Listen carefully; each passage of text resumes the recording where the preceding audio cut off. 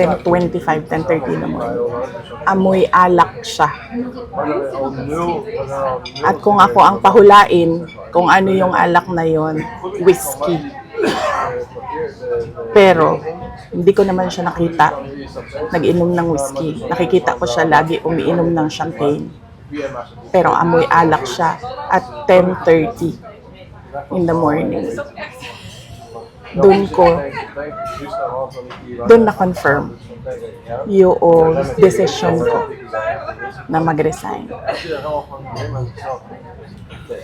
So, hindi ako ang failure.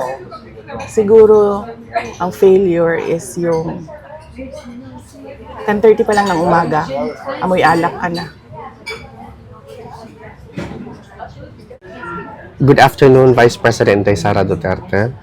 Vice President Inday, the palace has said your time as DepEd Secretary was a complete failure. This stems from your statement that the country remains at a paper and pencil in comparison to other educational system of other countries which are modernized.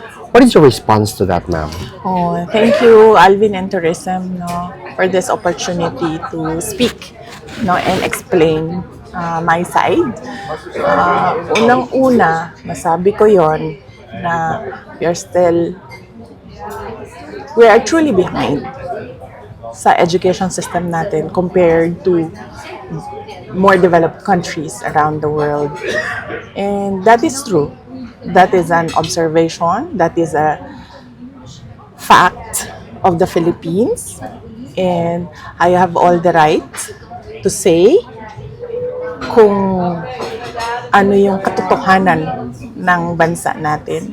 That is covered by the freedom of speech and expression natin. So, dapat siguro walang magalit.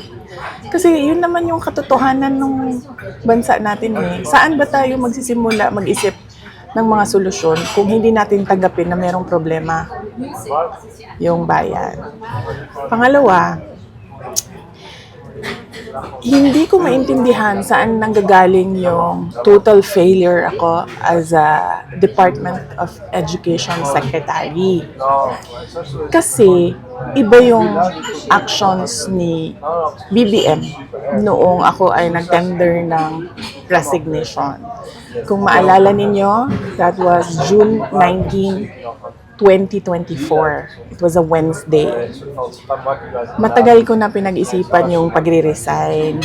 Inisip ko na kapag mag-resign ako, habang nasa administration ako, inaatake ako. Pag nag-resign ako, dodoble yung atake sa akin. Posibleng mag-file ng impeachment case sa akin dahil September 2023 pa lang pinag-uusapan na yon. So, matagal ko na hawak-hawak yung resignation letter na yun. Matagal akong pabalik-balik sa Malacanang, pero hindi ko talaga pa naibigay. Pero nung June 19, 2024, dun ko na isip na yun ang pinakatamang panahon na ibigay ko na yung irrevocable resignation ko. Kasi merong meeting sa Malacanang about opening of classes na hindi naman dapat na umaabot sa level ng Pangulo, pero meeting ko para sa kung kailan magbubukas ang klase. So after nung meeting, mag-request ako kay President Marcos if I can have a few minutes of his time. Meron lang akong ibigay sa kanya na sulat. So, ang ginawa niya, sinabi niya, so ano kasi yon? Meron silang reception area, tapos papasok ka sa isang room. Doon sa room, doon ginagawa yung meetings nila. Merong conference table. Tapos, pinapasok niya ako sa isa pang room. Doon sa loob, nagmuka siyang office na may table, may office table, may lounge, merong living room. Doon niya ako dinala. Meron pa isang conference table. So, tinanong pa nga niya ako hindi ka pa nakapasok dito? Sabi ko, hindi. First time ko ito nakapasok dito. Tapos nagkwento pa siya na, nung panahon ng tatay ko, parang kung saan nag-gather ang mga tao. Tapos, gusto niya daw yung view na yon doon, kaya ginawa niyang office. Sabi ko, okay. Gumanon lang ako. And then, sinabi ko na sa kanya, may dala ako na letter, ibibigay ko sa'yo. Tapos, binigay ko sa kanya. And then, nung binasa na niya, ang sabi niya, why? Why? Tanong siya sa akin, bakit? Tapos sinabi ko sa kanya, ayoko na pag-usapan kung bakit ako mag-resign. I mean, para sa akin ba, kailangan pa ba itanong yun? Hindi mo ba nakikita kung ano yung ginagawa ninyo sa akin? O parang, hindi naman ako masokista na aatakihin ninyo ako nang aatakihin habang nagtatrabaho ako para sa inyo, and to think na the Department of Education was the department that was delivering results sa administration. So hindi na ako sabi ko ayokong pag-usapan. And then sabi niya, he tried to ask me to stay. Tapos sabi ko, ayoko na. And then, ang sunod niyang ginawa, inofera niya ako, may gusto ka ba na posisyon? Sabi ko, wala akong gustong posisyon. Tapos, ang sunod niyang sinabi sa akin, pwede ka bang tumulong sa midterm elections para sa mga senators? Tapos sabi niya, kasi 'di ba yung hugpong ng pagbabago, kasali naman yun sa unit team noon. Gumanon siya.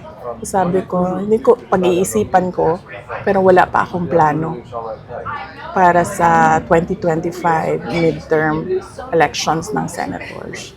So, clearly, lahat ng attempts niya to make me reconsider my resignation. Na sinabi niya, magstay lang ako as Department Secretary o DepEd. Na sinabi niya, gusto ko bang lumipat sa ibang posisyon, sabihin ko daw sa kanya. Na sinabi niya, pwede ba akong tumulong sa midterm elections ng 2025. So, hindi iyon actions ng taong tumitingin as failure ako. Action yon ng taong tumitingin na kailangan niya yung trabaho ko. So, hindi ko alam saan nagagaling yung sinasabi nilang failure ako as a Department of Education Secretary. At ang clincher dito, hindi yun eh. Hindi yung gusto niya akong manatili at magtrabaho para sa kanya sa administrasyon. Yun yung pag-alis ko, nagbeso-beso siya sa akin. This was 10:25 or 10:30 in the morning. Baba ako sa oras ko. Hindi lang ako sigurado sa oras. Yes, tama. Kasi ito yung pumasok sa isip ko eh. Tama yung oras ko. 10:25, 10:30 naman. Amoy alak siya. At kung ako ang pahulain, kung ano yung alak na yon, whiskey. Pero, hindi ko naman siya nakita nag-inom ng whiskey. Nakikita ko siya lagi umiinom ng champagne. Pero amoy alak siya at 10:30 in the morning. Doon na-confirm yung decision ko na mag-resign. So, hindi ako ang failure. Siguro, ang failure is yung 10:30 pa lang ng umaga, amoy alak ka na.